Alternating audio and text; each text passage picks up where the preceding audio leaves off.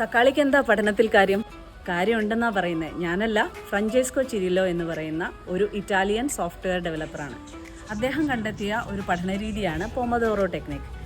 Italian ഭാഷയിൽ പോമോദോറോ എന്ന് പറഞ്ഞാൽ തക്കാളി എന്നാണ് അർത്ഥം. ടൈമർ വെച്ചുകൊണ്ടുള്ള ഒരു പഠന രീതിയാണ് പോമോദോറോ ടെക്നിക്. ഈ പഠന രീതി ഡെവലപ്പ് ചെയ്യുന്നതിന് വേണ്ടി ഫ്രാഞ്ചെസ്കോ ചിരില്ലോ ഉപയോഗിച്ച ടൈമറിൻ്റെ ഷേപ്പ് തക്കാളിയുടേതായിരുന്നു. അതുകൊണ്ടാണ് ഇതിന് പോമോദോറോ ടെക്നിക് എന്ന് അദ്ദേഹം പേരിട്ടത്. എന്താണ് പോമോദോറോ ടെക്നിക് എന്നറിയണ്ടേ?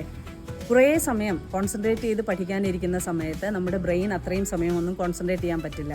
അപ്പോൾ എന്താ ചെയ്യേണ്ടതെന്ന് വെച്ചാൽ ചെറിയ ചെറിയ സെക്ഷനുകളായിട്ട് ബ്രേക്ക് ചെയ്യുക. അത് സാധാരണയായി ചെയ്യുന്നത് 25 മിനിറ്റ് ഒരു സെക്ഷൻ, ആ സമയത്ത് ഫുള്ളി കോൺസെൻട്രേറ്റ് ചെയ്തൊന്ന് പഠിക്കുക.